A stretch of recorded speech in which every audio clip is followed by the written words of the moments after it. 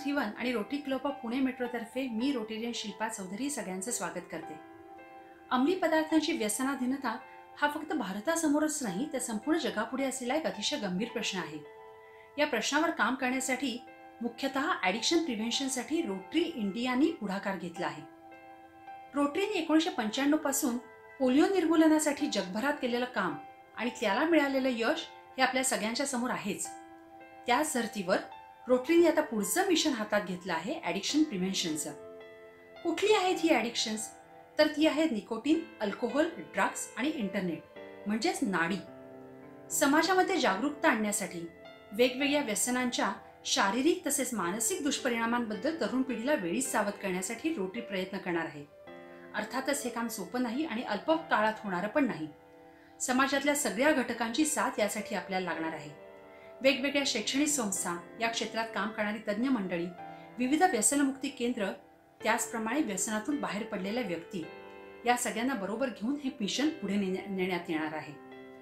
या मिशनचा एक भाग म्हणून रोटरी डिस्ट्रिक्ट 3131 आणि रोटरी क्लब ऑफ पुणे मेट्रोतर्फे से नो या वेबिनार सिरीजचे आयोजन करण्यात आले आहे.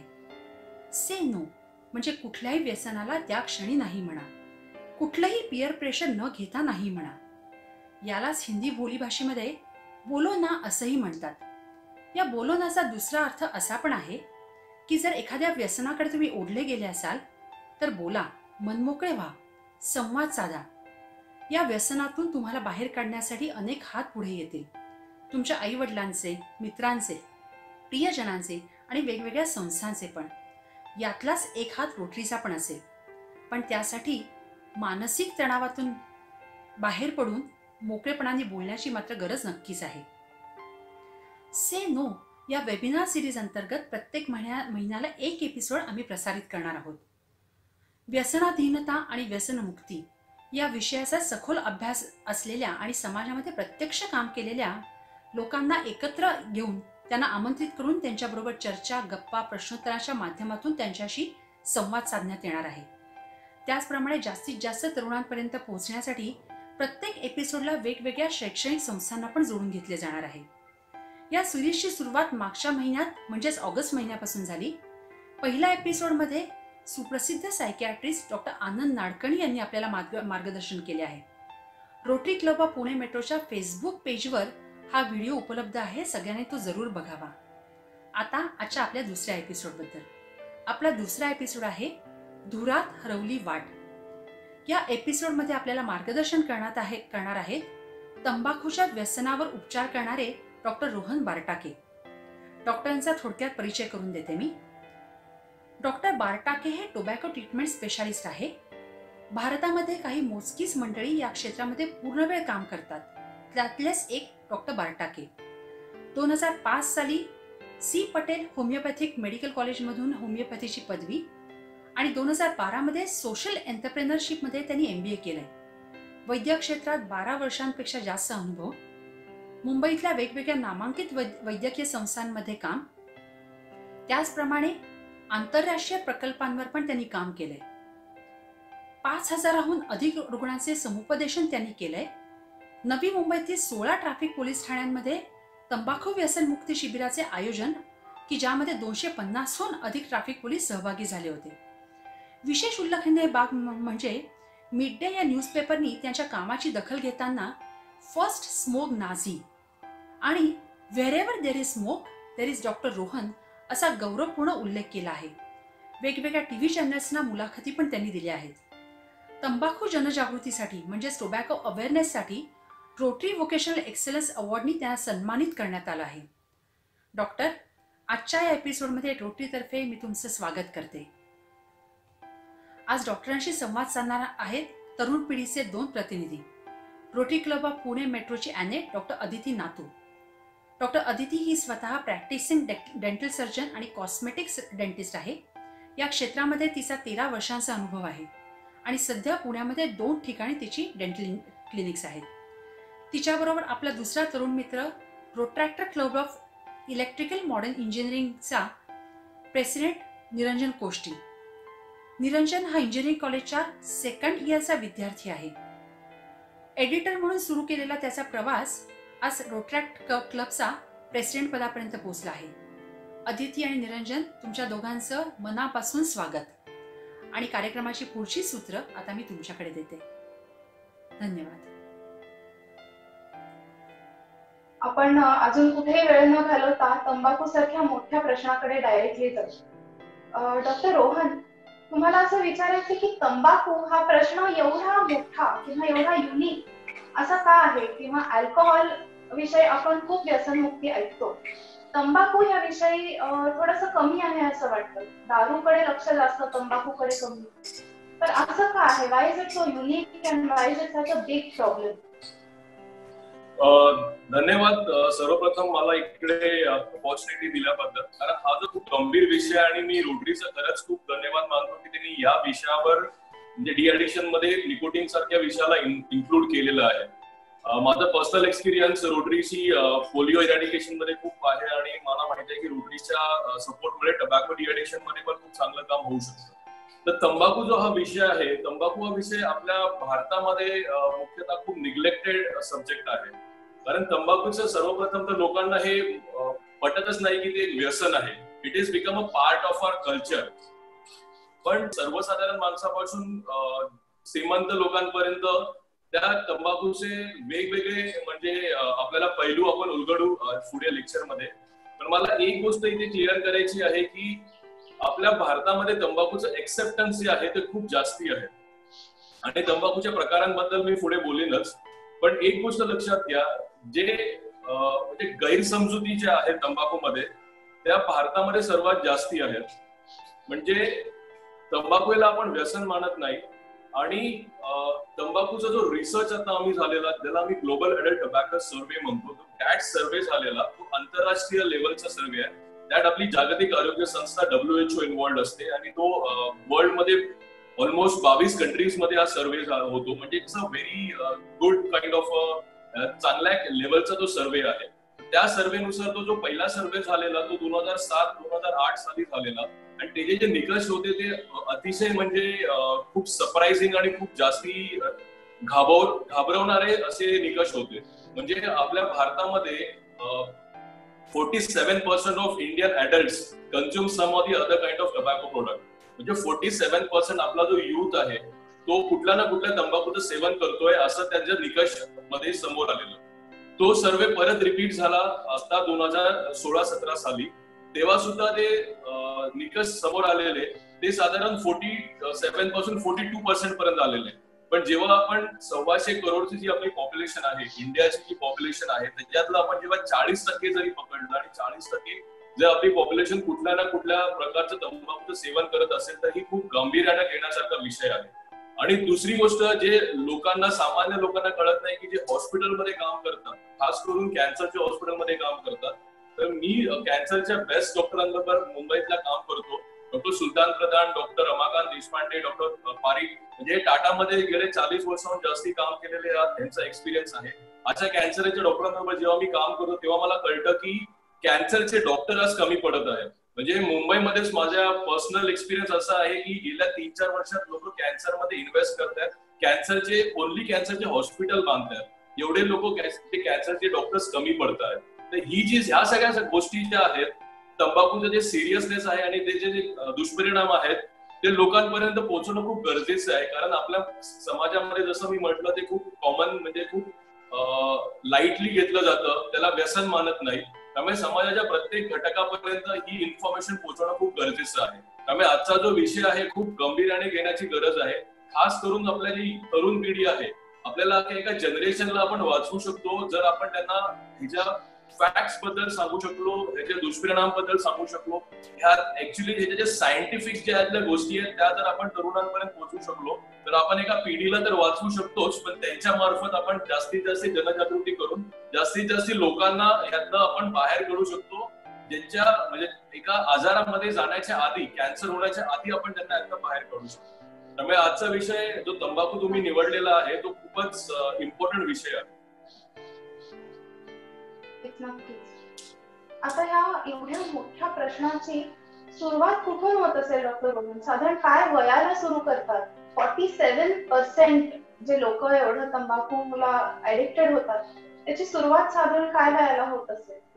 आता मी ज्या ग्लोबल अडल्ट टबॅको सर्व्हेचा उल्लेख केला, तो 2007-8 साली सर्व्हे झालेला. त्याच्यात एज ऑफ इनिशिएशन हे 18 वर्ष होतं. पण जेव्हा आपण परत तो रिपीट केला तेव्हा तंबाखू जे एज ऑफ इनिशिएशनचं जे एज होतं ते अजून खाली आलेलं आहे. म्हणजे 16 वर्षापर्यंत ते एज आलेलं आहे. ते आपण खूप गांभीर्याने घेण्याचा विषय आहे. कारण आपल्या देशामध्ये जर तंबाखूचं सेवनाची जर सुरुवातच खूप अर्ली एज मध्ये होत असेल, त्याच्यामध्ये खूप सारी कारणं आहेत. म्हणजे तंबाखू बनवणाऱ्या कंपन्या, सिगरेट बनवणाऱ्या कंपन्या जसं ते मार्केटिंग करतात, त्यांचं हे टार्गेट ऑडियन्स असते युथला आणि जास्तीत जास्त यंग लोकांना कसं त्यात ओळखता येईल त्याच्याबद्दल त्यांचा जास्तीत जास्त रिसर्च असतो की कसं आपल्याला ते मार्केट करता येईल. त्याच्याबद्दल आपण अजून पुढे बोलूच या.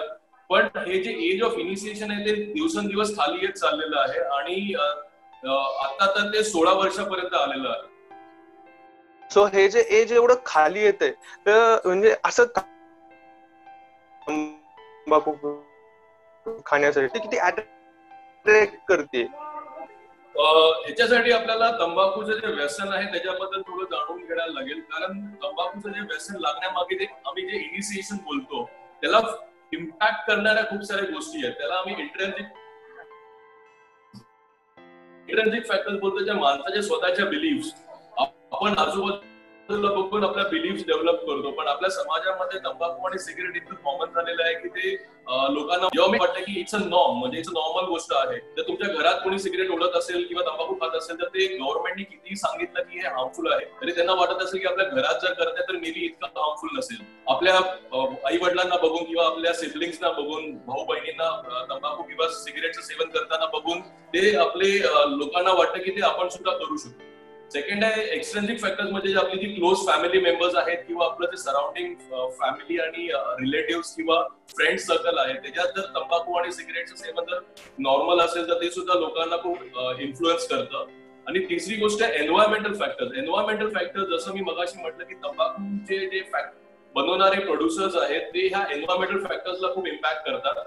म्हणजे तुम्ही जर आपल्या मूव्हीज बघितल्या, चित्रपटांमध्ये तंबाखूला आणि सिगरेटला खूप ग्लॅमराइज लुक करून दिलं जातं. शाहरुख खान सिगरेट पितो हे जे आहे आणि हिरो सिगरेट पिताना दाखवला जातो, हे जे एक्सटर्नल इन्फ्लुएन्स लोकांमध्ये होतं आणि त्याचं जे ग्लॅमरशी त्याचं जे जोडणं आहे किंवा एखाद्या मॅचो इमेजशी त्याचं जे जोडणं आहे ते यंग पिढीला ते अट्रॅक्ट करतं आणि ते तसं बनण्यासाठी किंवा तसं ऍस्पिरेशन्स घेऊन ते तसं सुरुवात करतात. म्हणजे माझं पर्सनल एक्सपिरियन्स आहे की आम्ही खूप साऱ्या स्मोकर्सचा इंटरव्ह्यू घेतला तर 10 पैकी 6 जणांनी हे सांगितलं की आम्ही शाहरुख खानला बघून सिगरेट प्यायला लागलो. त्यामुळे ह्या सगळ्या इंट्रेन्सिक, एक्सट्रिन्सिक आणि एन्व्हायरमेंटल फॅक्टर्स इन्व्हॉल्व्ह होतात एखाद्या माणूस इन्फ्लुएन्स मध्ये आणि इनिशिएशन जी सुरुवात होते त्याच्यासाठी. बाकी दुसऱ्या फॅक्टर्स आहेत किंवा स्ट्रेस आहे किंवा बाकीचे फॅक्टर्स आहेत. पियर प्रेशर आहे, म्हणजे मुलांमध्ये मित्रांमध्ये एकमेकांना इन्फ्लुएन्स, म्हणजे त्या ग्रुपमध्ये राहण्यासाठी म्हणा किंवा त्या आपल्या फ्रेंड सर्कलच्या इन्फ्लुएन्स खाली घेऊन हे लोक इनिशिएशन करतात. सो आता म्हणजे मी कसं ओळखायचं किंवा आता माझा एखादा फ्रेंड आहे तो जस्ट कॅज्युअल युजर आहे की ऍक्च्युअली ऍडिक्ट झालेला आहे, जेणेकरून मला तिथं म्हणजे माझं कसं वागणं असेल हे तिथं जस्टिफाय करता येईल मला? कसं आहे की कुठलंही व्यसन, म्हणजे आनंद नाडकर्णी सरांचंच हे एक चांगलं उदाहरण आहे की कुठलंही व्यसन लागण्यामागे काय मुख्य कारणं आहेत. एखाद्या माणूस म्हणजे सिगरेट असू दे, तंबाखू असू दे किंवा दारू किंवा ड्रग्सचं व्यसन असू दे, ते व्यसनामध्ये जाण्यासाठी 4 मुख्य कारणं आहेत. पहिलं कारण आहे की त्या व्यसनांमध्ये असलेले काही केमिकल्स आणि त्याचा आपल्या मेंदूवर होणारा परिणाम. It's a characteristic of that chemical. म्हणजे जसं गोल्डला काही कॅरेक्टरिस्टिक तसं सिल्वरला काही कॅरेक्टरिस्टिक असतं, तसं या तंबाखूमध्ये निकोटीन असतं. ते निकोटीनचं कॅरेक्टरिस्टिक आहे की ते ऍडिक्टिव्ह आहे, ते मेंदूमध्ये काही जाऊन काही चेंजेस करतं आणि ते तुम्हाला ऍडिक्शन करतं. हा पहिला कारण आहे की ते केमिकलचं जे कॅरेक्टरिस्टिक आहे ते. सेकंड गोष्ट आहे की आपल्या स्वतःची पर्सनॅलिटी. जर माझी पर्सनॅलिटी, माझं व्यक्तिमत्व जर स्ट्रॉंग असेल तर मी चुकीच्या गोष्टींना नाही बोलण्याची हिंमत ठेवू शकतो. म्हणजे आता मी उदाहरण द्यायचं झालं तर मी पोलीसवाल्यांबरोबर खूप काम करतो. मी ट्रॅफिक पोलीस बरोबर पण काम केलेलं आहे. तर मला असं पर्सनली वाटत होतं की ट्रॅफिक पोलीस आहे, 12 तास ड्युटी आहे, स्ट्रेसफुल काम आहे, तर 90% लोक तंबाखू खाणारे असतील. पण जेव्हा मी प्रत्यक्षात तिकडे गेलं, 250 ट्रॅफिक पोलिसांना मी काउन्सिलिंग केलं, तेव्हा हार्डली 33% फक्त तंबाखू खाणारे होते. मग आम्हाला वाटलं की मे बी यंग पिढी आता ट्रॅफिक पोलीस आणि पोलीसमध्ये भरती होते तर मे बी ते जिम आणि जास्ती करतात वगैरे, डाएट कॉन्शियस असतात. पण मग जब आम्ही इयर ऑफ त्यांचा एक्सपिरियन्स विचारलं तर 30-30, 40-40 वर्ष काम केलेले सुद्धा तंबाखू खात नव्हते. त्यामुळे एक स्वतःची जी पर्सनॅलिटी आहे, स्वतःचं जे व्यक्तिमत्व आहे ते स्ट्रॉंग ठेवणं हे अगदी गरजेचं आहे आणि त्याच्यामुळे सुद्धा आपण व्यसनांपासून लांब राहू शकतो. तिसरी गोष्ट आहे की फ्रेंड अँड फॅमिली सपोर्ट. एखाद्या व्यक्तीला तंबाखू जाण्यामध्ये जसं फ्रेंड्स आणि फॅमिलीचा सपोर्ट खूप इम्पॉर्टंट आहे. जसं मी सांगितलं की आपल्या फॅमिली आणि फ्रेंड्स मध्ये जर तंबाखू खाणाऱ्यांची संख्या असेल तर ते इन्फ्लुएन्स होणं स्वाभाविक आहे, पण तुम्हाला त्यावेळी स्वतःची पर्सनॅलिटीवर काम करायचं आहे. आणि चौथी गोष्ट आहे स्ट्रेसफुल कंडिशन, तणावपूर्ण परिस्थिती असं आढळून आलेलं आहे की जर जास्ती तणावपूर्ण परिस्थिती असेल तर व्यसनांकडे जाणाऱ्याचा कल जास्ती असतो. तर ह्या ज्या 4 गोष्टी मी तुम्हाला सांगितल्या त्यात केमिकलचं तर आपलं काम करणारच आहे की त्याची कॅरेक्टरिस्टिक आहे, तो त्यांचा गुणधर्म आहे. फ्रेंड अँड फॅमिली सपोर्ट, तर आपण चांगले असतो तर आपले मित्र चांगले असणार आहेत आणि स्ट्रेस लेवल तर जो जिवंत आहे त्याला स्ट्रेस असणारच आहे. त्यामुळे आपल्याला काम करायचं ते आपल्या पर्सनॅलिटीवर. जे काही आपण आपल्या शाळांमध्ये जातो, आपल्या महाविद्यालयांमध्ये कॉलेजेसमध्ये जातो, ते आपल्या बेसिकली आपल्याला ते ओव्हरऑल ग्रूमिंग करत असतात, आपली पर्सनॅलिटी डेव्हलप होत असतात. एखाद्या विषयामध्ये आपण तज्ञ होत असतो, पण त्याच्याबरोबरच आपलं जे व्यक्तिमत्व विकास आपण म्हणतो त्याच्यावर आपण भर देणं खूप गरजेचं आहे. आणि ते जर आपलं व्यक्तिमत्व आपण जर चांगल्या रीतीने डेव्हलप करू शकतो तर आपण आपल्या मित्रांना चांगल्या रीतीने यातनं कसं आपल्याला लांब राहता येईल किंवा कसं त्यांच्या इन्फ्लुएन्स मध्ये न येता स्वतःच एक इंडिव्हिज्युअल आपण एक पर्सनॅलिटी डेव्हलप करू शकतो. त्याच्यामुळे स्वतःची पर्सनॅलिटीवर काम करणं खूप गरजेचं आहे. ओके.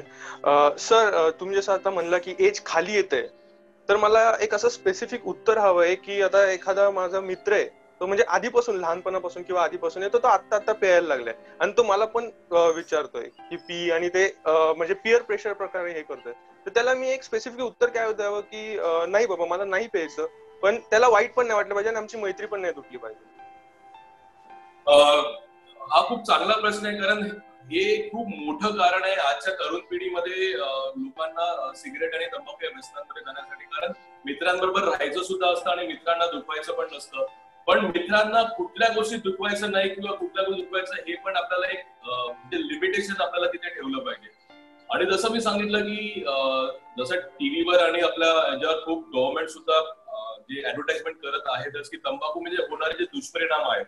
आता मी तुम्हाला घाबरवायचं नाहीये मला, पण हे वस्तुस्थिती आहे की तंबाखूमुळे कॅन्सर होतो. म्हणजे 90% ऑफ ऑल ओरल कॅन्सर्स, तोंडाचे जे कॅन्सर्स आहे ते 90% हे तंबाखूमुळेच होतात. 40% ओव्हरऑल कॅन्सर्स हे तंबाखूमुळेच होतात. आता हे जे फॅक्ट आहे, त्यामुळे हे जर आपल्याला माहिती आहे आणि जरी सुद्धा आपण तंबाखू खाणार असो आणि आपल्या बॉडीला जर त्याचा दुष्परिणाम होणार असेल, तर जर आपला मित्र जरी सांगत असेल तर त्या मित्राला आपल्याला सांगणं गरजेचं आहे की हे जे आम्ही तुम्हाला करायला सांगतोय त्याच्यामुळे दुष्परिणामामुळे मला त्रास होणार आहे, माझ्या कुटुंबाला त्रास होणार आहे आणि ह्याच्यापासून तुला सुद्धा बाहेर निघणं गरजेचं आहे. मी डिटेलमध्ये सांगेन तुम्हाला की पुढे की कसं हे तंबाखूचे व्यसन आहे ते कसं एकदा केल्याने किंवा कसं ते पुढे आपल्याला ऍडिक्शनच्या लेवल पर्यंत घेऊन जातं. पण कसं आहे की कुठेतरी आपण आपल्या मित्राला हे समजवणं गरजेचं आहे की हे चुकीचं आहे आणि चुकीची गोष्ट करण्यामध्ये मी तुला सपोर्ट नाही करू शकत, कारण मी तुझा चांगला मित्र आहे आणि चांगला मित्र असल्यामुळे मी चुकीच्या गोष्टींमध्ये तुला नाही सपोर्ट करू शकत. ऍब्सोल्युटली, मैत्रीवरच डायरेक्ट हात घालायचा, तूही करू नको मी करत नाही. Very very nice answer doctor Rohan.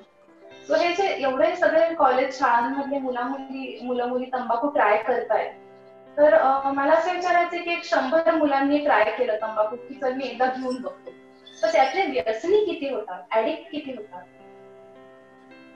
कसं आहे की तंबाखू ऍडिक्शन जे आहे ते मला तुम्हाला थोडं डिटेलमध्ये एक्सप्लेन करायला लागेल, त्याच्यावरच तुम्हाला यातनं कळेल.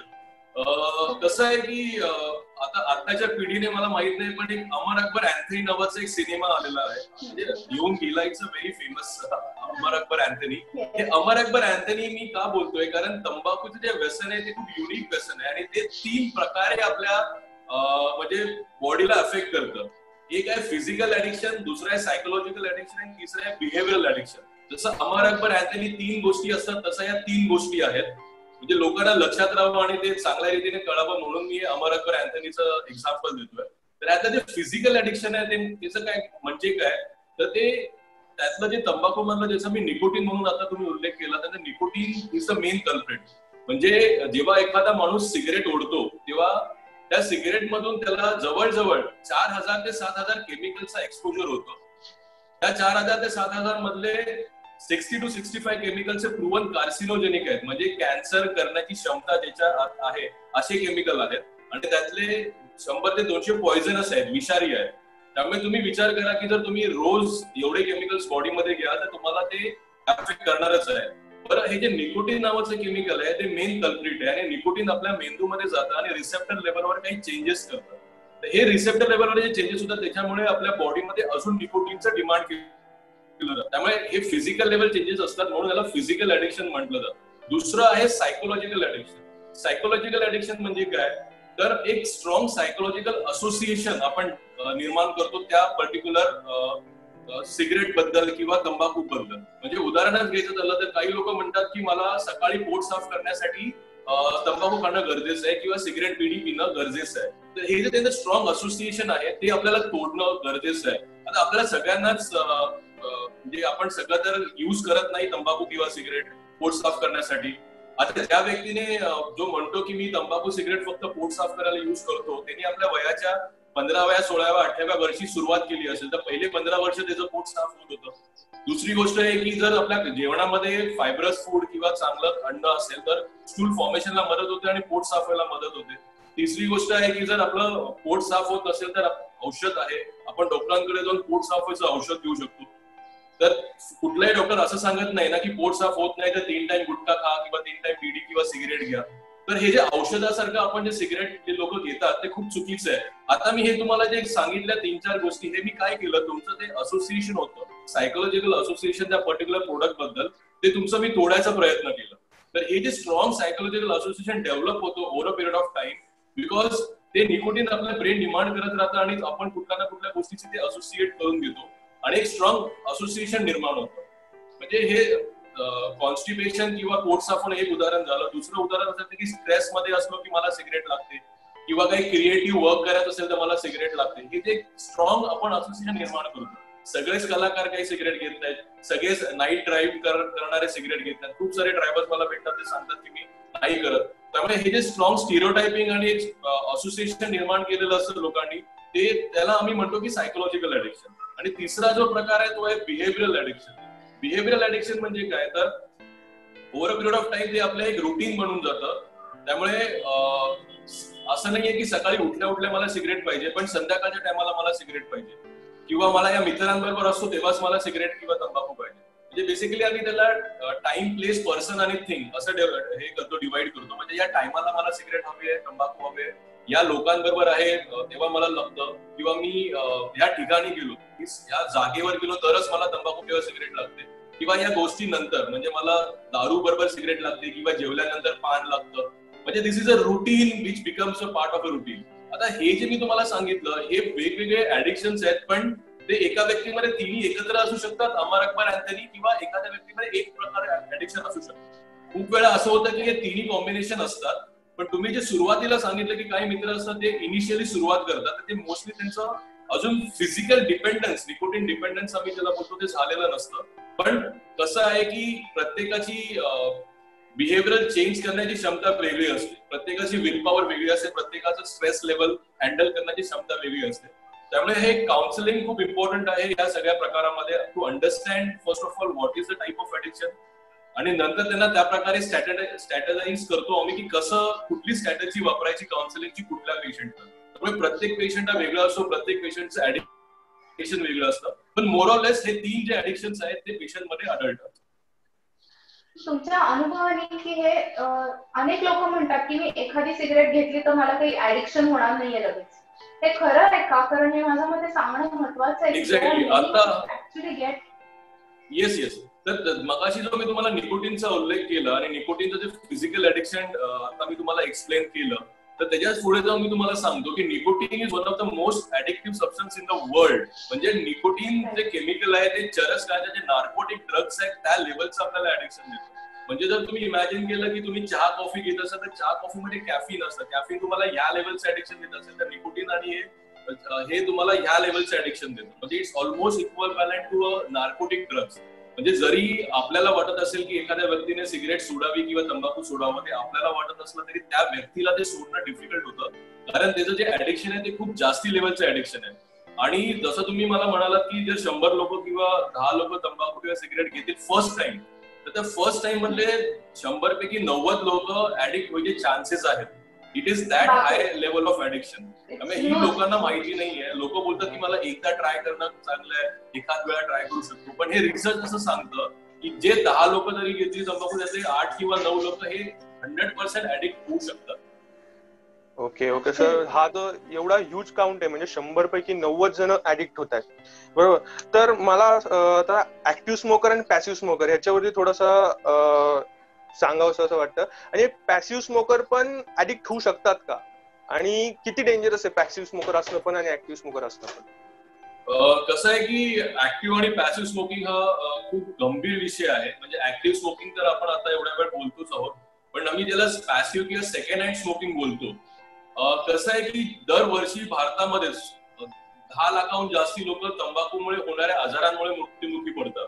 म्हणजे हा जो आकडा आहे तो तुम्हाला HIV, एड्स, ट्युबरक्युलोसिस आणि मलेरिया या आजारांमुळे जितकी लोक मरतात त्यांना जर तुम्ही कंबाईन केलं तरी सुद्धा तंबाखूमुळे होणाऱ्या जे आजार आहेत त्या आजारांमुळे मरणाऱ्याची संख्या या 3 आजारांच्या कॉम्बिनेशन मध्ये कंबाईन केलं तरी सुद्धा नुसतं तंबाखूमुळे होणाऱ्या आजारांच्यामुळे होणारी जी डेथ्स आहेत ते जास्ती आहेत.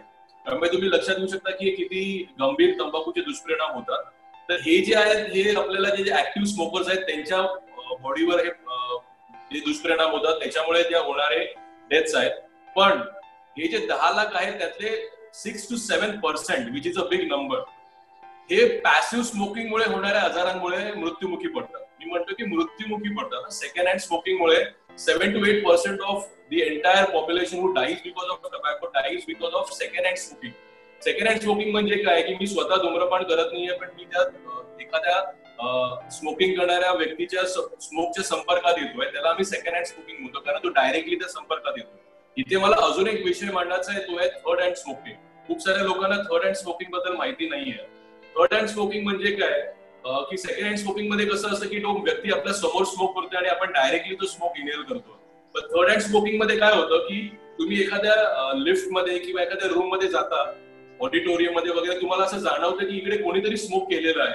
म्हणजे तुम्हाला तिथे कोणी व्यक्ती दिसत नाही स्मोक करताना, पण तुम्हाला जाणवतं की इकडे कोणीतरी स्मोक केलेलं आहे. त्याचं कारण असं आहे की जेव्हा एखाद्या व्यक्ती स्मोक करतात ते पार्टिकल्स तिकडेच राहतात, तिथल्या कर्टन्सवर, सोफावर किंवा तिथल्या वस्तूंवर ते राहतात, हवेमध्ये सुद्धा राहतात. आणि ते स्मोक करून सुद्धा, ते इनहेल करून सुद्धा थर्ड हँड स्मोकिंग मुळे सुद्धा खूप सारे आता रिसर्च चालू आहे, खूप सारे दुष्परिणाम होतात. म्हणजे खास करून लहान मुलांमध्ये खूप सारे रेस्पिरेटरी कंप्लेंट्स येत होते. तर त्यांनी त्यांच्या पेरेंट्सला विचारलं की तुम्ही स्मोक करता का, पण त्या पेरेंट्सनी सांगितलं की आम्ही स्मोक करतो, पण ती मुलं घरी नसताना स्मोक करतो. पण तरी सुद्धा त्या स्मोकच्या पार्टिकलचा इफेक्ट त्यांना होत होता. That is called third hand smoking. तर हे जे ऍक्टिव्ह आणि पॅसिव्ह स्मोकिंग आहे, सेकंड आणि थर्ड हँड स्मोकिंग, हे खूपच गांभीर्याने घेणारे विषय आहेत. डेफिनेटली पॅसिव्ह स्मोकर्सना ऍक्टिव्ह स्मोकर्स व्हायला इतकं सहज नाहीये, कारण पॅसिव्ह स्मोकर्सना तेवढी त्यांची विलपॉवर स्ट्रॉंग असेल तर ते लगेच ऍक्टिव्ह स्मोकर होणार नाही. पण खास करून हजबंड वाईफ असेल किंवा क्लोज फॅमिली असेल तर डेफिनेटली त्याचे दुष्परिणाम तर त्याच्यावर होणारच आहेत आणि खूप साऱ्या गंभीर आजारांना त्यांना सामोरं जाऊ शकतं. खूपच महत्वाचा पॉइंट आहे, खूप महत्वाची इन्फॉर्मेशन आहे. I am so glad doctor Rohan तुम्ही हे बोललात. आता ह्याच्या पुढे तुम्हाला असं विचारायचंय की आपल्याला सिगरेट, तंबाखू एवढं 2-3 गोष्टी माहिती आहेत, पण तंबाखूचे कुठले प्रकार असतात वेगवेगळे? आता एक हुक्का नावाचं नवीन ऐकू येतं. So different forms of tobacco, त्याच्याबद्दल थोडंसं सांगाल का? राईट. ऍक्च्युली मी सुरुवातच तंबाखूच्या प्रकारांपासून करतो, पण आपण आता ते एक्सप्लेन करूया. कसं आहे की सर्वात पहिले तर तंबाखू येतो कुठून, प्रकारांकडे जाण्याच्या आधी तंबाखू येतो कुठून हेच खूप लोकांना माहिती नाहीये. तंबाखूची शेती असतात, श्रब्स असतात आणि खूप तंबाखूची शेती केली जाते बेसिकली. तर तंबाखूची शेती अशी एकमेव शेती आहे ज्याला फेन्सची गरज नसते, ज्याला आपण एक प्रोटेक्शन करतो त्याची गरज नसते. त्याचं कारण असं आहे की आपण प्रोटेक्शन फार्मला किंवा शेतीला का करतो, ते जनावरांपासून वाचवण्यासाठी. पण तंबाखूची शेती असं एकमेव शेती आहे ज्याला कुंपणाची फेन्सची गरज नसते, कारण जनावर सुद्धा ते खात नाही. आय रिपीट की animals also don't eat tobacco. तर त्याचं कारण आहे की पॉइंट हा नाही की जनावरांनी जी गोष्ट खात नाही ती माणसांनी खाल्ली पाहिजे की नाही खाल्ली पाहिजे. पॉइंट आहे की जनावर ते का खात नाही. जनावर ते खात नाहीत कारण it's a not a edible thing, it's a poisonous plant. म्हणजे जर तुम्ही तंबाखूचं पान शेतातनं घेतलं आणि लॅबोरेटरीमध्ये दिलं, just to understand what are the chemicals present in it, even at that time there are lot of poisonous chemicals present in to it. त्यामुळे जनावर सुद्धा ते खात नाहीत. याच्या पुढे जाऊन मी तुम्हाला सांगतो, जेव्हा सिगरेट बनवणाऱ्या कंपन्या सिगरेट बनवतात, जेव्हा तंबाखू आणि गुटखाचे जसे प्रकार आता मी तुम्हाला सांगितले बनवले जातात, तेव्हा ह्या कंपन्या खूप सारे अजून केमिकल्स त्यात ऍड करतात. जसं मी आता सांगितलं की एखादा व्यक्ती सिगरेट घेतो, एक सिगरेट मध्ये जवळजवळ 4,000 ते 7,000 केमिकल जातात. कारण हे प्रोसेस करण्यासाठी ते खूप सारे केमिकल्स टाकले जातात. To make it more pleasurable, to make it more addictive, हे खूप सारे केमिकल्स अजून त्यात ऍड केले जातात. त्यामुळे इट्स लाईक अ लॉजिक की तुम्ही एवढे केमिकल्स बॉडीमध्ये घेणार तर बॉडीला दुष्परिणाम होणारच आहे. आता प्रकारांबद्दल बोलायचं झालं तर तंबाखूचे मुख्य 2 प्रकार असतात, स्मोकिंग आणि स्मोकलेस. स्मोकिंग म्हणजे काय, तर ज्यातून धूर निघतो, ज्याला जाळायची गरज असते त्यातून धूर निघतो, त्याला आपण स्मोकिंग पदार्थ म्हणतो. तर स्मोकिंग प्रकार कुठले आहेत, तर फर्स्ट आहे cigarette. Cigarette is very common, सगळ्यांना सिगरेट माहिती आहे. पण सिगरेट बद्दल खूप साऱ्या गैरसमजुती आहेत. सिगरेटमध्ये कसं आहे की सिगरेटमध्ये फिल्टर असतं. लोकांना काय वाटतं, सिगरेटमध्ये फिल्टर असल्यामुळे ते सिगरेट बिडीपेक्षा कमी हानिकारक आहे. तर मला इकडे खूप मोठा मुद्दा मांडायचा आहे की तंबाखूचा कुठलाही प्रकार असू दे तो बॉडीसाठी हानिकारक असतो. आणि तंबाखूचा कुठलाही कितीही क्वांटिटी मध्ये तुम्ही कन्झ्युम कराल, म्हणजे तुम्ही एकच सिगरेट घ्याल, एकदाच एक तंबाखू तोंडात ठेवाल, त्याच्यामुळे असं काही नाही की तुम्ही 10 वेळा ठेवलं तरच तुम्हाला आजार होणार आहे. तर तुम्ही तंबाखूचा कुठलाही प्रकाराने कितीही छोट्या क्वांटिटीमध्ये जरी घेतलं तरी तुम्हाला तेवढेच दुष्परिणाम होणार आहे. हे 2 मुद्दे खूप इम्पॉर्टंट आहेत. तर सिगरेटचं झालं, नंतर आहे बीडी. आता सिगरेटचं कसं आहे की गव्हर्नमेंटचे खूप त्याच्यावर रिस्ट्रिक्शन असतात आणि गव्हर्नमेंटला रेव्हेन्यू मिळतो. प्रत्येक टॅक्स जेव्हा आपलं गव्हर्नमेंट बजेटमध्ये दरवेळी सिगरेट तर टॅक्स वाढवतो. त्यामुळे एक सिगरेट आता जवळजवळ 10 ते 15 रुपयाला मिळते. त्यामुळे सिगरेट खूप महाग आहे. त्यामुळे मोस्टली खूप लोक इंडियामध्ये बीडीचं सेवन करतात. आता बीडीचे ज्या फॅक्टरीज असतात तिथे एवढं ऑर्गनाइज सेक्टर नाहीये, ते खूप अनऑर्गनाइज्ड आहे. तुम्हाला एक बीडीचं पॅकेट म्हणजे 25 बीडी तुम्हाला 5-10 रुपयामध्ये मिळून जातात आणि ते तुम्हाला सगळीकडे मिळून जातात. म्हणजे तुम्हाला मेडिकल स्टोअर मिळणार नाही, पण तुम्हाला बीडी वगैरे इझिली ऍक्सेसेबल होऊन जाते. त्यामुळे बीडीचं सेवन खूप जास्ती आहे. पण मी परत एकदा सांगतो, सिगरेट सुद्धा तितकीच हानिकारक आहे आणि बीडी सुद्धा तितकीच हानिकारक आहे. तिसरा प्रकार आहे, ऍक्च्युली त्याला मी चिरूट किंवा सिगार बोलतो. पण माझ्या पर्सनल प्रॅक्टिस मध्ये मी अजून तरी कोणाला सिगार फक्त मूवीज मध्ये बघितलेलं आहे, जास्ती सिगार अजून कोणाला बघितलं नाहीये. पण सिगार डेफिनेटली ऍक्च्युली ते तंबाखूच्या पानामध्येच रोल केलेलं असतं, त्याला सिगार बोलतात. आणि चिरूट हे सुद्धा रुरल एरियामध्ये आणि नॉर्थ ईस्ट किंवा गावांमध्ये छोट्या छोट्या सिगरेट तंबाखूच्या पानांमध्येच ती बीडी बनवलेली असते, त्याला चिरूट बोलतात. आणि आता तुम्ही ज्याचा उल्लेख केला तो एक खूप मोठा धूम्रपानाचा प्रकार आहे, म्हणजे स्मोकिंगचा जो प्रकार आहे तो आहे हुक्का. आता हुक्कामध्ये खूप साऱ्या गैरसमजुती आहेत. सर्वप्रथम तर लोकांना माहितीच नाहीये की हुक्का सुद्धा हानिकारक असतो. म्हणजे हुक्का असं म्हटलं जातं की सिगरेटपेक्षा 4 पटीने जास्ती हानिकारक आहे. आय रिपीट, हुक्का is 4 times more dangerous than a cigarette. त्याचं कारण असं आहे की एक माणूस जर एक सिगरेट जर घेईल तर तो जास्तीत जास्त 5 ते 10 मिनिटांपेक्षा जास्त ती सिगरेट दिवसभर हातात ठेवू शकत नाही, कारण ती सिगरेट जळून जाते. पण हुक्काचं कसं असतं, हुक्काचे सेशन्स असतं. म्हणजे पूर्वी आपल्याकडे इंटरनेटसाठी आपण सायबर कॅफेज मध्ये जायचो, आपण अर्धा तास 1 तासाचे पैसे भरायचो. जर आपलं काम 5 मिनिटाचं जरी झालं तरी आपण ते अर्धा तास पैसे भरलेत म्हणून तिकडे बसून राहायचो, कारण मला मी पैसे भरलेत. तर हुक्काचे सेशन्स असतात ते नॉर्मली अर्धा तास 45 मिनिट्सच्या वरतीच असतं. कुठलं चुकलं सेशन 5 मिनिटाचं नसतं, त्याच्यामुळे एक्सपोजर जास्ती होतो. सेकंडली, हुक्का कसं असतं की तुम्हाला ते डीप इनहेल करायला लागतं. सिगरेट लोक सुपरफिशियल इनहेल करतात, त्यामुळे अजून इफेक्ट प्रॉब्लेम जास्ती होतो. आणि तिसरं आहे की जरी हुक्कावाले तुम्हाला सांगतील, म्हणजे ते तुम्हाला मूर्ख बनवतात की यात 200 फ्लेवर आहेत, ऍपल फ्लेवर आहे किंवा अजून 1000 फ्लेवर आहेत, पण कुठलाच हुक्का विदाउट निकोटीनचा नसतो. जर तुम्ही त्या फ्लेवरवर नीट बघितलं तर तिकडे लिहिलं असतं की nicotine content so and so. आताच मी तुम्हाला एक्सप्लेन केलं की निकोटीन आपल्या बॉडीमध्ये जाऊन कसं आपल्या मेंदूवर दुष्परिणाम करतो. त्यामुळे निकोटीनचं कंटेंट कितीही असलं तरी तो मुद्दा नाहीये, तो निकोटीन आपलं काम करणारच आहे. त्यामुळे कुठलाच हुक्का विदाउट निकोटीन नसतो आणि कुठलाच हुक्का सेफ नसतो. आणि तुम्हाला माहिती असेल की Hitler carbon monoxide gas use करायचा, त्याच्या जेलर्स मध्ये जो पॉइझन गॅस टाकायचा. तर आपण कार्बन डाय इनहेल करतोच आहोत. म्हणजे जस्ट फॉर अन एक्झाम्पल, म्हणजे हुक्का किती डेंजरस असू शकतो, त्यात बाकीचे केमिकल तुम्ही घेत आहात, नॉर्मल कार्बन मोनॉक्साईड तर जातच आहे. आणि दुसरा अजून एक खूप इम्पॉर्टंट मुद्दा आहे जो लोकांना माहिती नाहीये, म्हणजे इट्स अ मेडिकल थिंग की there is something called as interstitial lung disease, त्याला मी ILD म्हणतो. त्या इंटरस्टिशियल लंग डिसीज मध्ये काय होतं, आपले जे फुफ्फुस आहेत, लंग्स आहेत, ते नॉर्मली इलॅस्टिक आहेत. इलॅस्टिक असल्यामुळे काय होतं, आपण हवा घेतल्यावर ते फुलतात आणि कमी होतात. तर ह्या इंटरस्टिशियल लंग डिसीज मध्ये ही इलॅस्टिसिटी निघून जाते, ते लंग्स दगडासारखे होतं. आणि एकदा की हा आजार झाला तर त्या आजाराला कुठल्याही पॅथीमध्ये कुठल्याही सायन्समध्ये ह्याला औषध नाही आहे. त्यामुळे हा जो इंटरस्टिशियल लंग डिझीजचा जो प्रकार आहे त्याचं मुख्य जे कारण आहे त्यात सिगरेट, बीडी अँड हुक्का स्मोकिंग. म्हणजे मी स्वतः चेस्ट फिजिशियन कडे हुक्का घेणाऱ्या बायका बघितलेल्या आहेत ज्यांना इंटरस्टिशियल लंग डिझीज झालेला आहे. आणि इथे मला अजून एक मुद्दा मांडायचा आहे, जो आपण मगाशी एज ऑफ इनिशिएशनचा जो मुद्दा घेतलेला, तर आजच्या टायमाला सुप्रीम कोर्टनी 4 वर्षापूर्वी तो हुक्क्यावरचे जे बॅन होतं तो काढून टाकलेला आहे. त्याची कारणं वेगळी आहेत. पण जर तुम्ही आता हुक्का पार्लर मध्ये गेला तर ती जी व्यक्ती आहे तिकडे हुक्का पार्लर मध्ये ती सगळी मुलं असतात, लहान मुलं, 16 वर्षा खालील मुलं असतात.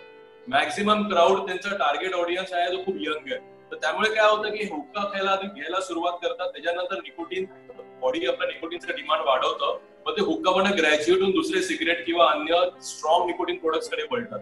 त्यामुळे हा हुक्का खूप इम्पॉर्टंट मुद्दा आहे आणि खूप यात अवेअरनेस गरजेचं आहे. कारण खूप लोकांना माहितीच नाहीये की हा तंबाखूचा प्रकार आहे आणि हा बॉडीवर इतका हानिकारक असू शकतो. सो मग आपले स्मोकिंगचे आता एवढे प्रकार झाले, पण चुईंग टोबॅकोचे काय काय प्रकार आहेत? आणि मोस्ट इम्पॉर्टंट की असं लोक म्हणतात की ते तर मी खात नाही, जस्ट तोंडात ठेवतो आणि थुकून देतोय, सो ते मला कसं काय हार्मफुल असेल? तर ह्या प्रश्नावरती एक प्रकाश टाकावा असं मला वाटतं. नाही, डेफिनेटली. जसं मी मगाशी एक मुद्दा मांडला की तंबाखूचा कुठलाही प्रकार असू दे तो बॉडीसाठी हानिकारक असणार आहे. त्यामुळे स्मोकिंग असू दे किंवा स्मोकलेस तो हानिकारक असणारच आहे. तर स्मोकलेस म्हणजे खूप सारे प्रकार आहेत. म्हणजे तंबाखू म्हटलं की सर्वात पहिले आपल्याला आठवत होतं तंबाखू जे चुना लावून खातात लोक, तंबाखू घेतात, चुना लावतात आणि तो इथे ठेवला जातो. दॅट इज डेफिनेटली तो म्हणजे त्याच्यामुळे आपले जे ओरल हे सबम्युकस फायब्रोसिस म्हणून आजार आहे तो व्हायला लागतो. त्याच्यानंतर it's a pre cancerous condition. तर हे जे प्रकार आहेत ल्युकोप्लेकिया, एरिथ्रोप्लेकिया आणि म्हणजे तोंडात सफेद डाग येणं, तोंडात लाल डाग येणं आणि तोंड उघडायला प्रॉब्लेम येणं, या सगळ्या प्री कॅन्सरस कंडिशन्स आहेत. म्हणजे डेंटिस्ट लोकांना हे जास्ती पेशंट इमिडिएटली ओळखून येतात. जरी पेशंटने सांगितलं नाही की तंबाखू खाते तरी डेंटिस्ट पटकन ओळखतो, कारण त्याला हे सगळ्या सिम्पटम दिसतात. तोंडात सफेद डाग येणं, व्हाईट किंवा लाल डाग येणं किंवा तोंड उघडायला कठीण आहे. तर हे जे कारण आहे, हा तंबाखू जो आपण स्मोकलेस तंबाखू किंवा तोंडात ठेवणारा जो तंबाखू आहे, हा याचं मुख्य कारण आहे. हे झालं तंबाखूचा एक प्रकार की तंबाखू चुना लावून. दुसरा प्रकार आहे खैनी, जो चुना प्रीमिक्स असतो आणि तो खैनी तोंडात ठेवली जाते. तिसरा प्रकार आहे की गुटखा. आता गुटखा बद्दल मला सांगायचं आहे की गुटखा डेफिनेटली हानिकारक आहे. खूप प्रोसेस केला तर खूप सारे केमिकल्स त्याच्यात असतात आणि त्याच्यामुळे सबम्युकस फायब्रोसिस तर होतच आणि कॅन्सर तर 90% oral cancer are because of tobacco. आणि गुटख्याचं असं आहे की आज आपल्याकडे गुटखा बॅन आहे. म्हणजे खूप लोकांना माहिती आहे की नाही मला माहित नाही, पण महाराष्ट्रामध्ये गुटखा बॅन आहे. पण अनफॉर्च्युनेटली आपल्या नेबरिंग स्टेट्स मधनं तो स्मगल्ड होऊन आपल्याकडे येतो आणि तो बॅन असल्यामुळे काय झालेलं आहे की ती किंमत वाढलेली आहे. जो गुटखा आपल्याला 5 रुपयाला मिळायचा तो आता 10 म्हणजे 25 किंवा 50 रुपयापर्यंत सुद्धा मिळतो, कारण तो ब्लॅक मध्ये विकला जातो. त्यामुळे खूप साऱ्या लोकांना तो परवडत नाही. त्यामुळे त्यांनी ते प्रोडक्ट ते शिफ्ट करतात, ते दुसरं प्रोडक्ट घ्यायला लागतं. ते प्रोडक्ट शिफ्ट का होतं हे सुद्धा मी तुम्हाला सांगेन पुढे. पण एक गोष्ट लक्षात घ्या, गुटखा महाराष्ट्रामध्ये बॅन आहे, पण गुटख्याचं सेवन आपल्याकडे ऑलरेडी तुम्ही बघत असेल होतं. तिसरा आहे अजून त्याच्या पुढे मशेरी. मशेरी म्हणजे काय, तंबाखूला जाळतात, पावडर बनवतात आणि ते मसुड्यांमध्ये आपल्या लावलं जातं. हा ग्रामीण भागामध्ये खूप प्रकार आहे, शहरी भागांमध्ये पण आढळतो. महिलांमध्ये याचं प्रमाण जास्ती आहे, पण मी पुरुषांना सुद्धा हे करताना बघितलेलं आहे. म्हणजे लिटरली मी ओरल कॅन्सर घेऊन महिलांना बघितलेलं आहे, जे रात्री उठून मशेरी लावायचे. असे पेशंट्सना मी कॅन्सर घेऊन बघितलेलं आहे. त्याच्यानंतर आहे की सोफॅस्टिकेटेड टूथपेस्ट, जिचं ब्रँड नेम आहे डेंटोबॅक आणि इप्को. म्हणजे मी एका रिच मारवाडी फॅमिलीला बघितलेलं आहे की ब्रेकफास्ट झाल्यावर इप्को घेऊन ते असे घासत बसलेले. म्हणजे इतके सारे प्रकार आहेत. ही सोफॅस्टिकेटेड टूथपेस्ट येते, डेंटोबॅक आणि इप्को असे जे ब्रँड नेम आहे ते तंबाखूचे टूथपेस्ट आहेत. त्यामुळे तुम्ही एक गोष्ट लक्षात घ्या, आज आपण जगामध्ये ओरल कॅन्सर्स मध्ये इंडिया नंबर 1 आहे. इंडियाचं जे नंबर 1 ओरल कॅन्सर हे का आहे, कारण आपल्याकडे जितक्या जाती आहेत त्याच्यापेक्षा जास्ती आपल्याकडे तंबाखूचे प्रकार आहेत. म्हणजे मी स्वतः महाराष्ट्रात, गुजरात, राजस्थान, नॉर्थ ईस्ट मध्ये पण, मी नागालँडला पण जाऊन काम केलेलं आहे तंबाखू डिअडिक्शनवर. तर मला स्वतःला अजून मी ठामपणे सांगू शकत नाही जितके वर्ष या फील्डमध्ये काम केल्यावर की मला सगळे तंबाखूचे प्रकार माहिती आहे. इतके प्रकार आपल्याकडे आहेत. तुम्ही बिहारला जाता तिथे गुल गुडाकू म्हणून प्रकार येतो, ते गोल्ड फॉर्म मध्ये तंबाखू येतो, तो सुद्धा त्या मुसलमानांना लावतात.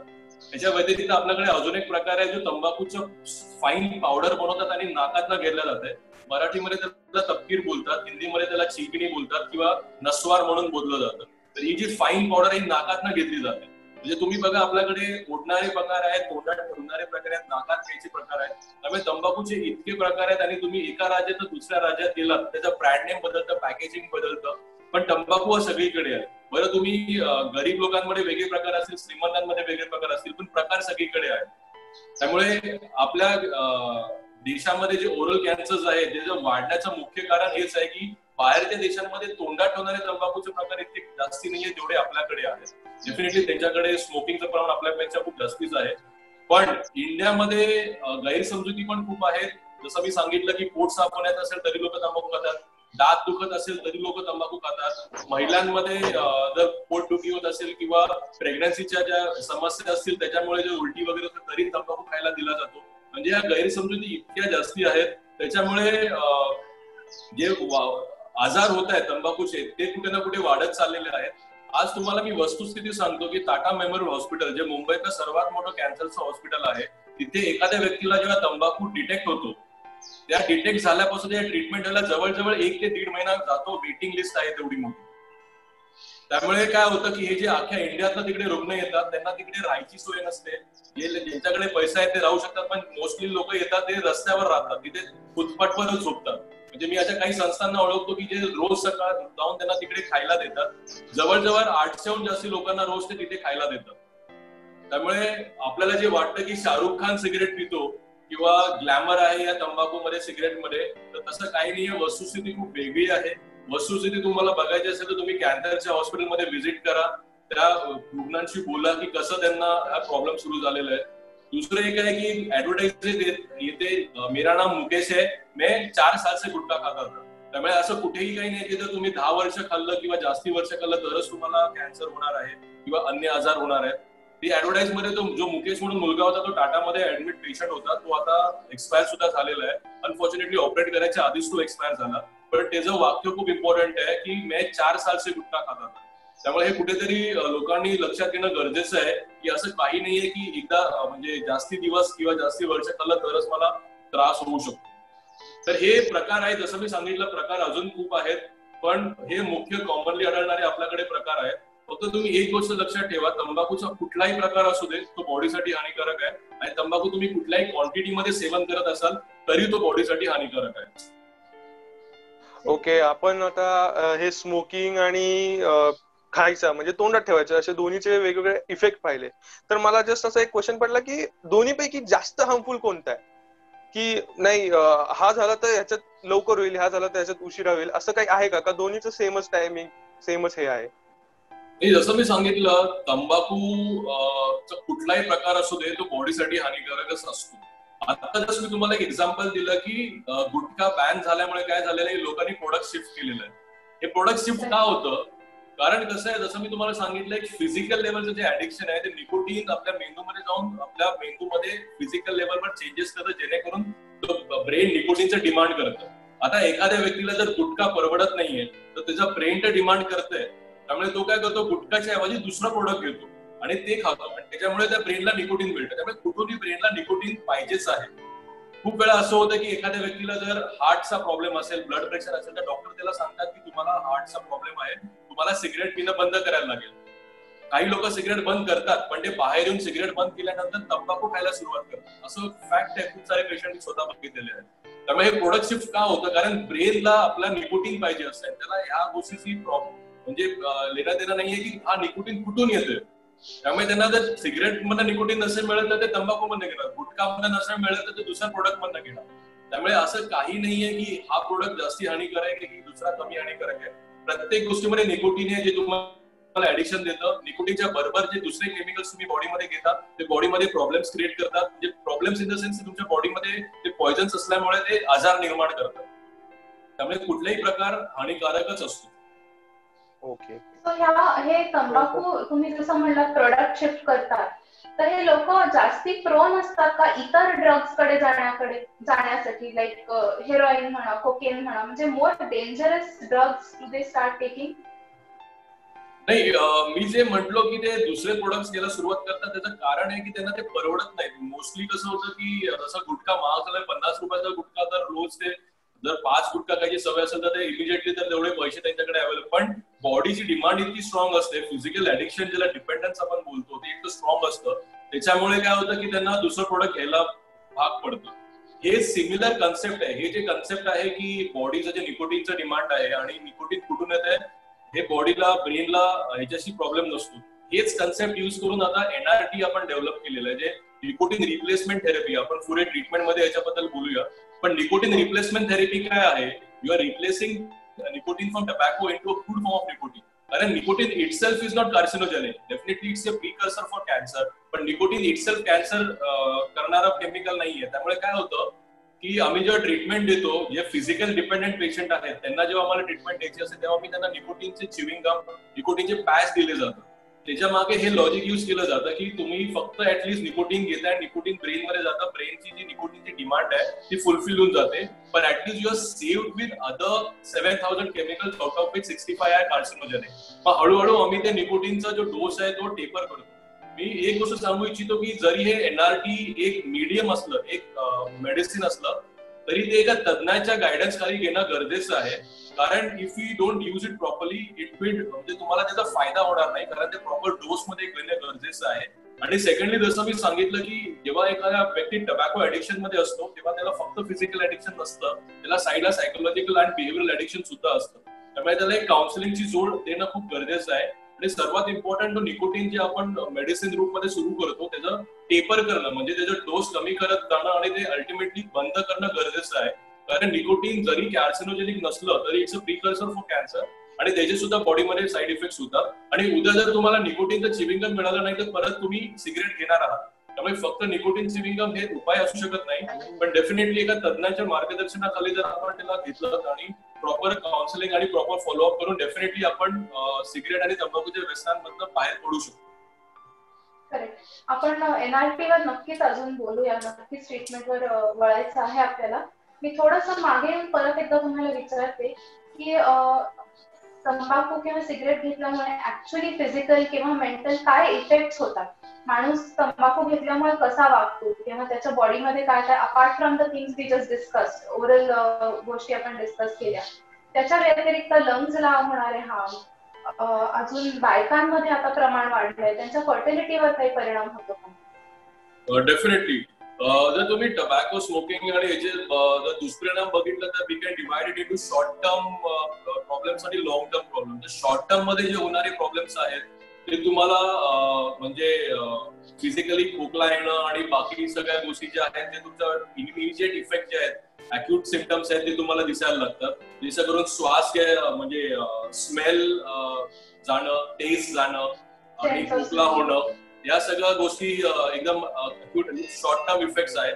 आणि लॉंग टर्म इफेक्ट जसे म्हटलं, जसे खूप सारे कॅन्सर्स आहेत ते तुमच्या हार्टवर परिणाम होतो. म्हणजे तंबाखूचा जो परिणाम आहे तो तुमच्या मेंदूपासून पायापर्यंत प्रत्येक अवयवावर होतो. म्हणजे every body part is affected by tobacco, असं कुठलाच बॉडी पार्ट नाही आहे. त्यामुळे top to bottom every body is affected, and वेगवेगळ्या आजारांची नावं आहेत सगळे त्याच्यात. पण शॉर्ट टर्म मध्ये काही इफेक्ट होतात आणि लॉंग टर्म मध्ये काही इफेक्ट होतात. लॉंग टर्म मध्ये मोस्टली कॅन्सर आणि जे हार्ट रिलेटेड कंप्लेंट्स आहेत ते लॉंग टर्म मध्ये तुम्हाला दिसायला लागतात. पण तरी सुद्धा मी परत एकदा सांगतो की असं गरजेचं नाहीये. कोणाला ते लवकर सुद्धा दिसू शकतात, कोणाला ते वेळाने सुद्धा दिसू शकतात, पण कोणी प्रेडिक्ट करू शकत नाही की कोणाला ते कधी दिसणार आहे. प्रत्येकाच्या प्रकृतीवर ते डिपेंड असतं. आणि आता कसं झालेलं आहे की आपण तंबाखूच्या व्यतिरिक्त बाकीचे जे आपल्या खाण्यामध्ये एवढे केमिकल्स आहेत, आपल्या पोल्युशन इतकं वाढलेलं आहे, त्यामुळे बाकीचे जे आपल्याला, त्यात जर तुम्ही तंबाखू अजून ऍड केलं, you are already risking more towards getting all this diseases. म्हणजे एखाद्या व्यक्ती जर दारू पिऊन गाडी चालवतोय आणि एखाद्या व्यक्ती बिना दारू पिऊन गाडी चालवतोय, तर तंबाखू म्हणजे जर दारू पिऊन चालवणाऱ्या ऍक्सिडेंट होण्याचे चान्सेस खूप जास्ती आहेत. त्यामुळे ऑलरेडी आपण ज्या समाजामध्ये राहतो तिकडे ऑलरेडी पोल्युशन आणि केमिकल्स ऑलरेडी आपल्या बॉडीमध्ये जातात. त्याच्यावर जर तुम्ही तंबाखू आणि सिगरेटचं सेवन केलं तर तुम्ही ऑलरेडी रिस्क वाढवता तुमच्या ऍक्सिडेंट होण्याची, म्हणजे तुम्हाला आजार होण्याची. हे झालं आपलं ह्याचं आजारांबद्दल कुठले कुठले शॉर्ट आणि लॉंग टर्म मध्ये होऊ शकतात त्याच्याबद्दल. आणि महिलांमधून खास कर इम्पॉर्टंट आहे की आजकाल अनफॉर्च्युनेटली महिलांमध्ये स्मोकिंगचं प्रमाण खूप वाढत आहे. अगेन ते मीडिया आणि ते जे ग्लॅमर एक लुक त्याला दिलेला आहे किंवा जेंडर इक्वॅलिटी म्हणून त्याला जे प्रमोट केलं जात आहे की why should guys have all the fun, पण ह्या सगळ्या चुकीच्या गोष्टी आहेत. आणि तुम्ही जर बघाल की आता गेल्या 5 वर्षामध्ये आयव्हीएफ म्हणजे जे फर्टिलिटीसाठी जे प्रॉब्लेम्स होतात त्याच्यासाठी जे क्लिनिक्स असतात, फॅब्रॉइडच्या समस्या असू द्या किंवा महिलांच्या गायनॅक प्रॉब्लेम असू द्या, त्यात इतकी झपाट्याने वाढ होत आहे. म्हणजे हिस्टेक्टॉमी ज्याला आपण म्हणतो, ते आपलं युटरस रिमूव्ह केलं जातं. ह्या ज्या गोष्टी आहेत त्या पूर्वी इतक्या नव्हत्या, आता त्या सर्रास तुम्हाला दिसून येतात. आणि यंग मुलींमध्ये फायब्रॉइडचे प्रॉब्लेम तुम्हाला 100% दिसून येतात. थायरॉइडचे प्रॉब्लेम, जे हार्मोनल इश्यूज खूप वाढलेले आहेत. डेफिनेटली त्याला दुसरी कारणं पण आहेत, पण स्मोकिंगनी तुम्ही अगेन ती रिस्क वाढवता. आणि इनफर्टिलिटी आणि इट्स बिकम सो कॉमन की आयव्हीएफ आज पेपरामध्ये फ्रंट पेजवर मोठे मोठे ऍडव्हर्टाइजमेंट येत आहे. आयव्हीएफच्या इन्स्टिट्यूट म्हणजे आज सर्वात लिक्विडेटिव्ह मेडिसिन मध्ये जर कुठली फील्ड मानली जात असेल तर ती आयव्हीएफ आहे, कारण त्याच्यात खर्च खूप जास्त होतो आणि अगेन त्याच्यात सक्सेसफुल होण्याचे चान्सेस पण खूप कमी आहेत. त्यामुळे खास करून महिलांनी आणि मुलींनी लक्षात घेणं गरजेचं आहे की असं नाही की तुम्ही आता सिगरेट घ्याल तर तुम्ही 5 वर्षांनी लग्न करणार असाल तर तुम्हाला तेव्हा प्रॉब्लेम होणार नाही, कारण बॉडीमध्ये हे केमिकल्स तुमचा इफेक्ट करणारच आहे. त्यामुळे कुठल्याही पिअर प्रेशरच्या इन्फ्लुएन्स खाली किंवा व्हॉट एव्हर रिझन्स असतील त्याचे, तरी तुम्ही ह्यात बळी पडणं म्हणजे खूप प्रॉब्लेम पुढे तुम्हाला होऊ शकतात. आणि पुरुषांमध्ये पण डेफिनेटली इम्पॉर्टन्सी आणि जे प्रॉब्लेम्स आहेतच, पण पुरुषांमध्ये बाकीचे जे वीकनेस आहे किंवा त्यांचा बेसिकली स्टॅमिना कमी होणं हे खूप कॉमन आहे. म्हणजे लोक सिगरेट सोडल्यानंतर त्यांना स्वतःला जाणवतं की मी किती जास्ती इझिली आता क्लाइंब करतोय सिगरेट सोडल्यावर. इथे मला एक इम्पॉर्टंट पॉइंट मांडायचा आहे की आतापर्यंत जसं मी दुष्परिणाम बद्दल बोलतोय, म्हणजे तंबाखू खाऊन जसे केमिकल्स जे आपल्या बॉडीमध्ये गेल्यावर जे काही आजार आपल्या बॉडीमध्ये होतात ते जितकं खरं आहे, त्याची दुसरी बाजू पण आपल्याला मांडणं गरजेचं आहे जी लोकांपर्यंत आजपर्यंत पोहोचलेली नाहीये. ती म्हणजे सिगरेट सोडल्यानंतर बॉडीमध्ये काय काय चांगले परिणाम होतात. What are the good effects in the body after quitting smoking or tobacco product? पुढचं मला असं विचारायचं आहे की सध्या आपण खूप मोठ्या पॅन्डेमिक मध्ये आहोत, कोरोनाच्या पॅन्डेमिक मध्ये, आणि मास्क लावतोय, रस्त्यावर थुंकायचं नाही, लोकांशी जास्त जवळ मी बोलायचं नाही. तर how can we link tobacco consumption to this? तंबाखू खाऊन तर लोक थुंकतात रस्त्यावर, मास्क न घालतात, सिगरेट ओढतात, तर हे अजून डेंजरस आहे का सध्याच्या स्थितीत? नाही, डेफिनेटली हा खूपच इम्पॉर्टंट मुद्दा मांडला तुम्ही. कारण कसं आहे, तंबाखूचा बेसिक गुणधर्म जो आहे ना, इट किल्स युअर ऍपेटाईट. तंबाखू बेसिकली तुमचं ऍपेटाईट मारून टाकतो. म्हणजे आम्ही ट्युबरक्युलोसिसच्या युनिट्समध्ये पण सर्वेज आणि प्रोग्राम्स केलेले आहेत. तर टीबी जी रुग्ण आहेत त्यांच्यामध्ये तंबाखूचं सेवन करणाऱ्याची संख्या खूप जास्ती आहे. त्याचं तुम्हाला एक लॉजिक सांगतो मी. तंबाखू खाल्ल्यामुळे भूक मरते, बेसिकली ऍपिटाईट कमी होऊन जातं. त्याच्यामुळे काय होतं, तर तुम्हाला भूक कमी मिळली तर तुम्ही खाणार नाही, आणि तुम्ही खाल्लं नाही तर तुमची इम्युनिटी लो होणार. आणि इम्युनिटी लो झाली तर तुम्हाला भारतामध्ये मोस्ट कॉमन इज ट्युबरक्युलोसिस, आणि आता जो चालू आहे तो आहे कोरोना. त्यामुळे कुठलाही infectious disease, again it's airborne disease आहे, आणि ते इमिजिएटली जर तुमची इम्युनिटी कॉम्प्रोमाइज असेल तर तुम्हाला तो लगेच होणारच आहे.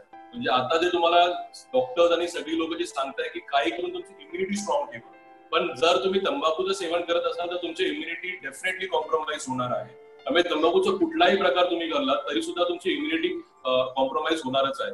उदाहरण घ्यायचं झालं तर तुम्ही जे हॅवी वर्कर्स बघतात, रस्त्यावर काम करत असतात, ते काय करतात, तंबाखू खातात आणि काम करत राहतात. त्यांना ऍक्च्युली काम कम्प्लीट करायचं असतं, त्यांच्याकडे खायला वेळ आणि पैसा नसतो, तर ते काय करतात, तंबाखूमुळे भूक मारतात आणि त्यांना वाटतं की त्याच्यामुळे एनर्जी येते. बेसिकली काय होतं, टबॅको खाल्ल्यामुळे सुडो ग्लुकोज रिलीज होतं बॉडीमध्ये, आणि त्यांना असं वाटतं की बॉडीला ग्लुकोजची गरज नाहीये. खूप सारे ऍक्ट्रेसेस किंवा हिरोईन्स आहेत जे तंबाखू सिगरेट पितात आणि त्यांना स्लिम राहायला त्याला मदत होते. Basically it's a very wrong way to actually बॉडीला अफेक्ट करून, कारण यू मे सी ट्युबरक्युलोसिसचं प्रमाण पण अशा व्यक्तींमध्ये जास्ती आहे. त्यामुळे टीबी हा आजार असा आहे जो फक्त गरिबांना होतो असं नाहीये, तो श्रीमंतांना सुद्धा होऊ शकतो. कारण त्यांचं जर ऍपेटाईट किंवा त्यांचा जर इम्युनिटी कॉम्प्रोमाइज आहे तर डेफिनेटली तो कोणालाही होऊ शकतो. आणि आम्ही स्वतः टीबीच्या क्लिनिकमध्ये रिसर्च केलेला आहे, जे 90% ऑफ टीबी पेशंट्स वर टबॅको कन्झ्युमर्स. आणि कोरोनासाठी सर्वात इम्पॉर्टंट जर काय असेल तर आज आपल्याला आपल्या डाएट, एक्सरसाइज आणि स्लीप या 3 गोष्टींवर भर देणं गरजेचं आहे, कारण या 3 गोष्टी आपलं इम्युनिटी चांगली ठेवायला मदत करतात. पण जसं तुम्ही सांगितलं की जर तंबाखू खात असाल तर डेफिनेटली तुमच्या इम्युनिटीवर एफेक्ट होणार आहे आणि तुम्हाला आजार लवकर होणार आहे. जरी तुम्ही मास्क घातला व्हॉटेवर, पण मास्क घालणं गरजेचं असलं याच्यासाठी आहे की ऍटलीस्ट तुम्ही तो दुसऱ्यांना स्प्रेड नाही करणार. आणि थुंकण्याचं जर म्हटलं तर it is a very high source of infection. म्हणजे तंबाखूने खाऊन थुंकणं हा कोरोना आणि अजून खूप दुसऱ्या आजारांसाठी पण निमंत्रण आहे. त्यामुळे तुम्ही स्वतः ते दुसऱ्यांना पण तुम्ही ते प्रॉब्लेम क्रिएट करणार. त्यामुळे आता तर बीएमसीने आणि गव्हर्नमेंटनी खूप सारे स्ट्रिक्ट लॉ सुद्धा बनवलेले आहेत तंबाखूच्या, म्हणजे तंबाखूच नाही एकंदरीत थुंकण्यासाठी. पण तंबाखू थुंकणं तर हे खूप प्रॉब्लेमॅटिक आहे आणि आजच्या काळाला तर त्याची जास्ती खूप गरज आहे की आपण लोकांना ही जनजागृती करणं की कसं तुम्ही हे अवॉइड करा, कारण अननेसेसरी तुम्ही दुसऱ्या लोकांना पर्यंत आजार पोहोचवत आहात. ओके, कोरोना पॅन्डेमिक मध्ये जसं तुम्ही म्हणलं की हा आजार अजून वाढणं, कोरोना पण वाढतोय सोबत आणि तंबाखू थुकल्यामुळे तो कॅन्सर वगैरे पण वाढतोय, सो ते खूप बॅड आहे. तर मला आता हे विचारायचं की आता नवीन एक प्रोडक्ट आलंय ज्याचं की नाव आहे ई सिगरेट. सो ते पण ऍज हार्मफुल ऍज आहे का त्याच्या एवढं? हो, हा पण एक इम्पॉर्टंट मुद्दा आहे ई सिगरेटचा, जे आता हळूहळू ते आपल्या खास करून तरुण पिढीमध्ये पॉप्युलर होत चाललेलं आहे. डेफिनेटली ई सिगरेट हा जो प्रकार आहे, बेसिकली त्याला ई सिगरेट बोललंच नाही पाहिजे, कारण त्यात ई सिगरेट सारखं काय नाहीच आहे. बेसिकली आता एक पेन सिगरेटच्या शेप मध्ये त्याचा लिक्विड फॉर्म ऑफ टबॅको असतो, लिक्विड फॉर्म ऑफ निकोटीन आणि दुसरे केमिकल त्यात असतात आणि त्या छोट्या बॅटरीज असतात, त्याच्यामुळे त्याचं पूर्ण इलेक्ट्रॉनिक लाईट लागते. त्याला बेसिकली ई सिगरेट बोलतात. पण ई सिगरेट नाही आहे, it is basically harm reduction technique म्हणून त्यांनी त्याला इंट्रोड्यूस केलेलं. Basically it is a smoking device only, it is not an e cigarette. त्याला काय ई सिगरेट म्हटलं जातं ते खूप चुकीचं म्हटलं जातं. पण WHO वर्ल्ड हेल्थ ऑर्गनायझेशननी आतापर्यंत ई सिगरेटला डेफिनेटली अप्रूव्ह केलेलं नाहीये.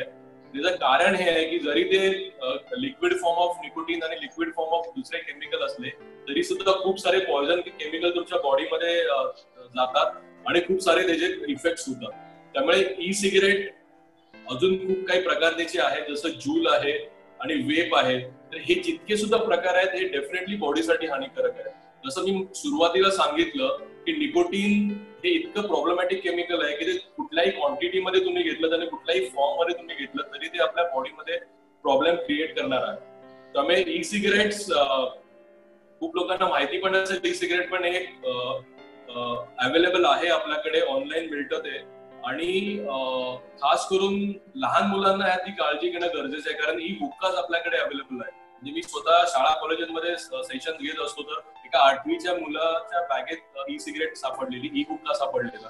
त्यामुळे जरी आपल्याला ते माहित असेल किंवा आपल्याला कॉमन वाटत नसेल तरी ते कुठेतरी आपल्या लहान मुलांमध्ये ते प्रमाण वाढत चाललेलं आहे आणि ते बघणं गरजेचं आहे आपल्याला की हे जे शॉप्स आहेत किंवा ह्याचा जो सेल आहे तो कुठे ना कुठे थांबला पाहिजे. आपल्या भारत सरकारने FDA थ्रू हे बॅन केलेलं आहे, म्हणजे इट्स आपल्या कंट्रीमध्ये हे विकणं अलाउडच नाहीये. त्यामुळे जर तुम्हाला असं कुठे आढळलं तर डेफिनेटली तुम्हाला ते निदर्शनात आणणं गरजेचं आहे, कारण एक पिढी पूर्ण त्यात तुम्ही एक जनरेशन त्यात स्पॉइल होऊ शकते.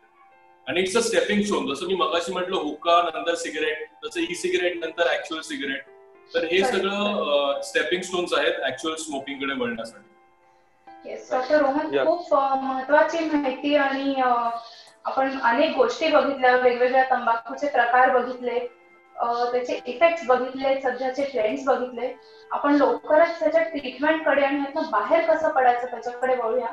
हो, आता आपण आपल्या ट्रीटमेंट भागाकडे आलेलो आहे. तर सगळ्यात पहिला क्वेश्चन असं की आता एखादा जण सोडतोय, म्हणजे ट्रीटमेंट घ्यायला सुरुवात केली तर त्याच्याकडे काही सिम्पटम्स दिसतात, जे काही त्रास होतात त्याच्यापासून म्हणजे त्याला कसं फेस करावं असा क्वेश्चन आहे. हा खूप इम्पॉर्टंट मुद्दा आहे, कारण ह्यात सुद्धा खूप गैरसमजुती आहे.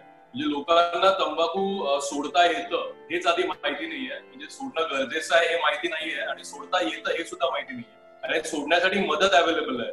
खूप वेळा असं होतं की लोकांना सोडायची इच्छा असते पण त्यांना प्रॉपर मदत मिळत नाही. आणि सोडल्यानंतर गैरसमजुती अशा आहे की जर तुम्ही सिगरेट एकदम सोडली तर तुम्हाला बॉडीला काहीतरी दुष्परिणाम होतील. म्हणजे मी तर खूप साऱ्या डॉक्टरांना सुद्धा असं सांगताना बघितलेलं आहे की तुम्ही हळूहळू करून सोडा, म्हणजे लगेच सोडू नका, तुमच्या बॉडीला काय परिणाम होईल, असं बिलकुलही नाहीये. म्हणजे रिसर्च असं सांगतं की जे लोक एकदम सोडतात त्यांचे इनफॅक्ट चान्सेस जास्ती होतात. पण डेफिनेटली प्रत्येकाची मनस्थिती, जे आपलं सायकोलॉजिकल मेकअप आहे ते डिफरंट असतं. त्यामुळे काही लोक ते टेपरिंग करून सोडतात, काही लोक कोल्ड टर्की आम्ही त्याला बोलतो, की एकदम एका झटक्यात सोडून देतात.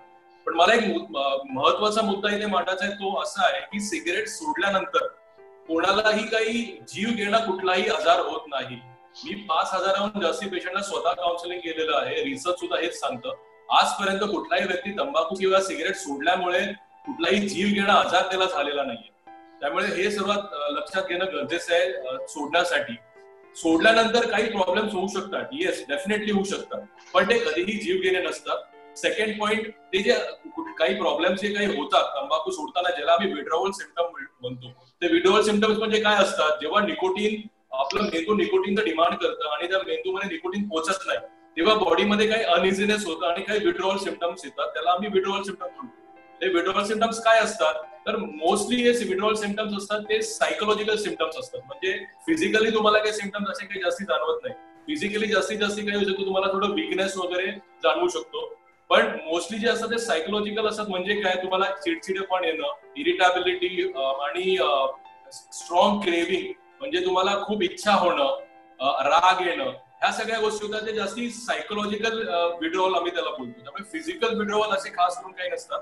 काही लोकांना वेगवेगळे सिम्पटम्स म्हणजे पोटदुखी किंवा डोकंदुखी किंवा खोकला किंवा पोट साफ व्हायला त्रास, ह्या गोष्टी होऊ शकतात, पण ह्या व्हेरी पर्सन स्पेसिफिक आहे, ह्या रेग्युलर विड्रॉवल सिम्पटम नाहीये. त्यामुळे एक गोष्ट लक्षात घेणं गरजेचं आहे की कुठलाही विड्रॉवल सिम्पटम सिगरेट सोडल्यावर जीव घेणं नसतं आणि ते 2 ते 4 आठवड्यापेक्षा जास्ती राहत नाही. म्हणजे ह्याच्यावर प्रॉपर रिसर्च झालेलं आहे की 2 ते 4 आठवड्यामध्ये तुमचे सगळं बॉडी रिकव्हर व्हायला लागते. त्याच्यावर प्रॉपर रिसर्च झालेला आहे की काय काय चांगले चेंजेस होतात सिगरेट बंद केल्यानंतर. सिगरेट सोडल्याच्या 20 मिनिटांमध्ये तुमचं पल्स रेट आणि ब्लड प्रेशर नॉर्मल व्हायला लागतं. सिगरेट सोडल्याच्या 12 तासामध्ये तुमचं कार्बन मोनॉक्साईड ब्लड मधलं नॉर्मल व्हायला लागतं. सिगरेट सोडल्याच्या 2 ते 12 आठवड्यामध्ये तुमचं लंग फंक्शन टेस्ट, म्हणजे फुफ्फुसांची टेस्ट येते, ते तुम्हाला एअर ब्लो करायला सांगतात आणि लंगची कॅपॅसिटी मेजर करतात. ही टेस्ट तुमची नॉर्मल व्हायला लागते. 6 महिन्यामध्ये तुमचं खोकला आणि चेस्ट कंजेशन निघून जातं. 5 ते 10 वर्षामध्ये तुमचं हार्ट अटॅक आणि स्ट्रोक, पॅरालिसिसची रिस्क 50% वर येते. आणि within 15 years you are as good as a non smoker for any cardiovascular disease risk. म्हणजे ज्या व्यक्तीने कधीच सिगरेट पिली नाहीये आणि ज्या व्यक्तीने 15 वर्षापूर्वी सिगरेट सोडलेली आहे, तो एकाच लेवलवर येतात कुठलीही हार्ट संबंधित रिस्कच्या संदर्भात. त्यामुळे एक गोष्ट लक्षात घ्या की बॉडी आपलं रिकव्हरी करत राहते, आतमध्ये बॉडीची कंटिन्युअस रिपेअर चालू असतो. त्यामुळे जेवढ्या लवकर एखाद्या व्यक्ती सिगरेट सोडेल तेवढ्या लवकर बॉडीला ते रिकव्हर करायचा चान्स मिळेल. त्यामुळे विड्रॉवल जरी असले तरी ते कंट्रोलेबल असतात, त्या तुम्ही प्रॉपरली आपण मॅनेज करू शकतो. आणि ट्रीटमेंटमध्ये जर म्हणायचं झालं तर सर्वात पहिले आपलं ऍडिक्शन हे कुठल्या प्रकारचं आहे, म्हणजे फिजिकल आहे, सायकोलॉजिकल आहे, बिहेव्हिअरल आहे, की कॉम्बिनेशन आहे, ते कळल्यानंतर आम्ही एक प्रॉपर स्ट्रॅटेजी डिसाईड करतो. NRT जसं मी म्हटलं, तो एक पार्ट आहे, निकोटीन रिप्लेसमेंट थेरपी. म्हणजे निकोटीन आम्ही देतो, पण निकोटीन ते क्रूड फॉर्म मध्ये असतं आणि त्याचा आम्ही डोस हळूहळू टेपर करतो, म्हणजे कमी करत देतो. आणि कुठल्या व्यक्तीला कुठला डोस देणं हे एका तज्ञांच्या मार्गदर्शनाखाली घेणं गरजेचं आहे. कारण तुम्ही चुकीचा डोस घेतला, चुकीच्या पद्धतीने घेतला, कारण त्याला एक च्यू अँड पाक मेथड असते, ते तुम्हाला हळूच जाऊन एका साईडला ठेवायला लागतं खूप वेळ, नंतर परत हळूच जाऊन दुसऱ्या साईडला ठेवायला लागतं. त्यामुळे ते खाण्याची पद्धत, त्याच्या प्रॉपर डोसेजेस एका प्रॉपर एक्सपर्ट कडनं जर तुम्ही घेतलं तर डेफिनेटली त्याचा फायदा होऊ शकतो. निकोटीनची जी थेरपी आहे, nicotine replacement therapy, chewing gum, patches, अशा वेगवेगळ्या पद्धतीमध्ये अवेलेबल आहे. आणि जसं मी सांगितलं, ते हे एक पार्ट ऑफ अ ट्रीटमेंट आहे. तुम्ही रेग्युलर काउन्सिलिंग आणि फॉलोअप घेऊन यातनं चांगल्या रीतीने बाहेर पडू शकतो. तर हे झालं आपलं ट्रीटमेंटच्या संदर्भात आणि विड्रॉवलच्या संदर्भात. ओके, म्हणजे एखादा जो फुल ऍडिक्टेड पर्सन असेल तर तो 15 वर्षात सामान्य माणसासारखा होऊ शकतो. हे सगळ्यांना मला असं बोल्ड करावं असं वाटतं. सो आता एक लास्ट क्वेश्चन की रोटरी, रोटरॅक्ट हे आणि NGOs हे ह्यामध्ये काय करू शकतात आणि हे कसे हेल्प करू शकतात डी ऍडिक्शन साठी? मला खास करून रोटरॅक वर कॉन्सन्ट्रेट करायचं आहे. रोटरी डेफिनेटली सपोर्टिंग रोटरॅक आणि वेगवेगळे रोटरीचे आपले वेगळ्या मोठ्या लेवलचे प्रोजेक्ट चालू असतात. पण रोटरॅकचा इम्पॉर्टन्स ह्याच्याकरिता आहे की आज आपल्याला तरुण पिढी जी आहे, एक जनरेशन आहे, यंग जनरेशन, जी ऑलरेडी खूप वल्नरेबल आहे या सगळ्यात जाण्यासाठी. म्हणजे कसं असतं की आता मी 10वीतनं 11वीत आलो, 12वीतनं मी इंजिनिअरिंग किंवा मेडिकल ऍडमिशन घेतलं, तर कुठेतरी लोकांना वाटायला लागतं की आता मी मोठा झालेलो आहे, मी खूप साऱ्या नवीन गोष्टी ट्राय केल्या पाहिजेत, किंवा मी आता अशा सगळ्या गोष्टी करायला मी एक लेवल क्रॉस केलेली आहे, मी आता करू शकतो. त्यामुळे हा जो व्हल्नरेबल ग्रुप आहे ह्यांच्यात जो अवेअरनेस आहे, जनजागृती आणि जे अवेअरनेस आहे ते करणं खूप गरजेचं आहे.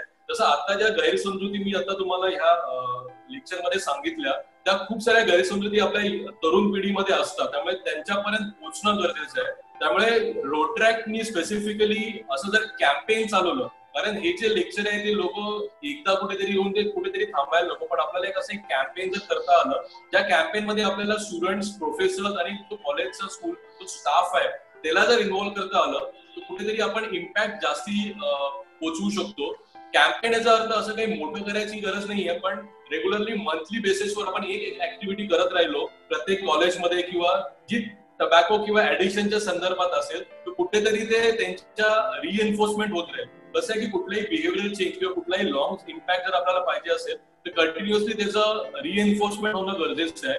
त्यामुळे जर कॉलेजेसनी एखादा दिवस असं ठरवलं की महिन्यातनं एक दिवस आपण टबॅकोच्या अवेअरनेस बद्दल कुठले ना कुठले प्रोजेक्ट करूया, it could be something very small project. जसं तुम्ही एक वेगळ्या पद्धतीचे टी शर्ट्स घालून लेक्चर अटेंड करू शकता. आता तुमचे ऑनलाईन लेक्चर्स होत आहेत तर प्रत्येकाने एक टबॅको डिएडिक्शनची टोपी किंवा एक रिबन किंवा टी शर्ट घालून तुम्ही बसलात. एक दिवस फक्त तुम्ही डिसाईड केलं की आपण असं करूया, एक दिवस तुम्ही डिसाईड केलं की आपण काहीतरी एक व्हिडिओ बनवूया एका महिन्यात एव्हरी कॉलेजमध्ये इंटर कॉलेज कॉम्पिटिशन ठेवू शकता की टबॅको अवेअरनेसची आपण एक छोटी क्लिप, आजकाल तर नॉर्मल आपण व्हिडिओवर पण 5 मिनिटाचे 3 मिनिटाचे क्लिप्स बनवून सर्क्युलेट करू शकतो. And Rotary can then give the best. याच्यामुळे आपलं कंटेंट सुद्धा जनरेट होईल आणि लोक विचार करायला लागतील की कसं आपण टबॅकोवर काय काय करू शकतो, आणि या प्रोसेसमध्ये, त्या रिसर्चच्या प्रोसेसमध्ये त्यांचं स्वतःचं अवेअरनेस वाढेल या विषयाबद्दल. आणि जेव्हा एखाद्या व्यक्ती त्या फील्डमध्ये काम करतो तो डेफिनेटली त्या सेवन तर करणार नाही. आणि तिसरी सर्वात इम्पॉर्टंट गोष्ट आहे की हे जेव्हा अवेअरनेस वाढेल तेव्हा त्यांच्या मार्फत, या युथ मार्फत आपण त्यांच्या फॅमिली मेंबर्स पर्यंत पोहोचू शकतो. कारण जसं मी सांगितलं, जेव्हा मी एका व्यक्तीला तंबाखू पासून किंवा सोडण्यापासून मदत करतो, सिगरेट सोडायला मदत करतो, तेव्हा एका व्यक्तीला आणि पूर्ण एका कुटुंबाला वाचवतो. मगाशी मी तुम्हाला सांगितलं की टाटा हॉस्पिटलमध्ये कसे पेशंट येतात, पण अजून एक मुद्दा आहे की एखादी कॅन्सरचं छोटंसं जरी ऑपरेशन असलं त्याची किंमत आहे ट्रीटमेंटची ती लाखांमध्ये असते. म्हणजे जर तंबाखूची किंमत जरी 5 रुपये 10 रुपये असेल किंवा सिगरेटची तर जास्तीच आहे, पण बीडी जरी कमी किमतीची असेल, पण त्याच्यामुळे जे आजार होणार आहे ते खूप मोठे आहेत. आणि आता जसं मी सांगितलं, एखाद्या व्यक्ती जर सिगरेट सोडून देतो तर बॉडी आपली रिपेअर करायला लागते. त्यामुळे आपल्याला खूप साऱ्या लोकांना जास्तीत जास्त लवकर यातनं बाहेर काढता येईल. ह्या यंग तरुण पिढी मार्फत जास्तीत जास्त फॅमिलीज आणि रिलेटिव्ह पर्यंत जर आपण इन्फॉर्मेशन, ऑथेंटिक इन्फॉर्मेशन पोहोचू शकलो तर, एक तर आहे अवेअरनेस आणि दुसरं आहे की ट्रीटमेंट संदर्भात माहिती की ट्रीटमेंट अवेलेबल आहे आणि कसं तुम्ही चांगल्या रीतीने यातनं बाहेर पडू शकता. तर मला वाटतं की हे एका दिवशी पुरती न राहता आपल्याला एका वर्षभर जरी आपण एक दर महिन्याला एक जरी ऍक्टिव्हिटी करत राहिलो आणि एक कॅम्पेन कुठे ना कुठे चालू राहिलं ना, तर याचा इम्पॅक्ट आपल्याला पुढे काळाने जास्ती चांगला दिसेल. Okay sir, tobacco free campus बद्दल सांगितलं होतं मागे. Tobacco free, yes tobacco free institutions किंवा टबॅको फ्री ऑर्गनायझेशन्स हे खूप चांगला कन्सेप्ट आहे. म्हणजे WHO चे तर प्रॉपर नॉर्म्स आहे की to declare a school tobacco free. काही गोष्टी करायला लागतात स्कूलला की जेणेकरून ते आपण मेसेजेस पास करूया की कसं ते टबॅको फ्री स्कूल डिक्लेअर करू शकतो.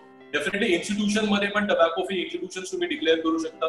त्याच्यासाठी फक्त एवढंच नाही की स्टुडंट्सनी तंबाखू किंवा तंबाखू सेवन नाही करायचं, पण तिथला स्टाफ असू दे किंवा तिथले प्रोफेसर्स, इनफॅक्ट इथे येणारे वेंडर्स असू दे, या प्रिमायसेस मध्ये टबॅकोचं सेवन पूर्णपणे हे असणार आहे, प्रोहिबिटेड असणार आहे. आणि त्याच्याबद्दल फाईन आणि प्रॉपर एक आपली जी HR पॉलिसी असते, एक प्रॉपर पॉलिसी असणार आहे की कोणाला तिथे तंबाखू खाण्यात जर पकडलं गेलं तर त्याला काय फाईन असेल. आणि याच्या व्यतिरिक्त तिकडे अवेअरनेस पूर्ण पोस्टर्स, बॅनर्स प्रॉपर असतील. त्यामुळे हे जर आपण करू शकलो तर डेफिनेटली त्या मुलांमध्ये तर जनजागृती होईलच, पण एकंदरीत जो स्टाफ आहे, जो तिथे येणारा पूर्ण जो क्राऊड आहे, त्याला पण आपण यातनं बाहेर काढू शकतो. त्यामुळे टबॅको फ्री इन्स्टिट्यूशन्स खूप इम्पॉर्टंट आहे. So it can be an ideal like a pilot और ideal projects where they can showcase themselves की we are the first tobacco free institution and so that others can replicate this good practice. We can definitely support this particular cause. Rotary can support it. I can use the technical knowledge. तर तुमचं आजचं जे guidance आहे ते as a युथला खूप helpful ठरेल. As a youth coordinator म्हणून मी आज असं म्हणतो की यस, आम्ही टोबॅको, स्मोकिंग याच्यापासून नक्की दूर राहू. For the rest I will hand over to the doctor Aditi. Thank you Niranjan. Thank you doctor Rohan. तुमचा आज खूपच अप्रतिम गायडन्स आम्हाला सगळ्यांनाच मिळाला. आय एम शुअर समाजात ह्याचा जे कोण लेक्चर ऐकतील त्यांना नक्कीच भरपूर माहिती आणि मोटिवेशन मिळेल. एकतर तंबाखू सुरुवातच करू नका. सुरुवात केली असेल तर ती लवकरात लवकर सोडा. सोडण्यासाठी अतिशय उत्तम मदत अवेलेबल आहे आणि सोडल्यावर त्याचे पॉझिटिव्ह इफेक्ट खूप नक्कीच चांगले दिसतील आणि लवकरात लवकर दिसतील. Thank you doctor Rohan. मी आमच्या पार्टनर्स तर्फे तुमचा आभार मानते. मॉडर्न कॉलेज ऑफ इंजिनिअरिंग, निरंजनचा रोटरॅक्ट क्लब जो मॉडर्न कॉलेज ऑफ इंजिनिअरिंगचा भाग आहे, MES Garware College of Commerce, Rotary Club of Pune Metro आणि रोटरी डिस्ट्रिक्ट 3131 या सगळ्यांच्या तर्फे डॉक्टर रोहन तुमचा मनापासून आभार मानते. ह्याबरोबर आपण सेकंड एपिसोड ऑफ बोलो ना किंवा से नो या पर्वात ह्याच्या कन्क्लुजन कडे आलो आहोत. ह्याच्या पुढे मी सगळ्या व्ह्युअर्सना अपील करीन की ह्याच्या पुढचे जे एपिसोड्स आहेत ते पण इतकेच इंटरेस्टिंग आणि इतकेच महत्वाचे आहेत. आमचे speakers doctor Abhay Bang, doctor Mukta कुंतांबेकर ज्या डायरेक्टर आहेत मुक्तांगण डी ॲडिक्शन सेंटरच्या त्या आहेत, डॉक्टर शीर्षा साठे इंटरनेट डी ॲडिक्शन वर बोलणार आहेत. असे अनेक महत्वाचे विषय आपण ह्याच्यात कव्हर करणार आहोत. त्याचबरोबर व्ह्युअर्ससाठी एक अतिशय इंटरेस्टिंग एसे कॉम्पिटिशन ऑर्गनाईज केलेले आहे. त्याच्या डिटेल्ससाठी रोटरीचं फेसबुक पेजवर नक्की जा. Thank you so much.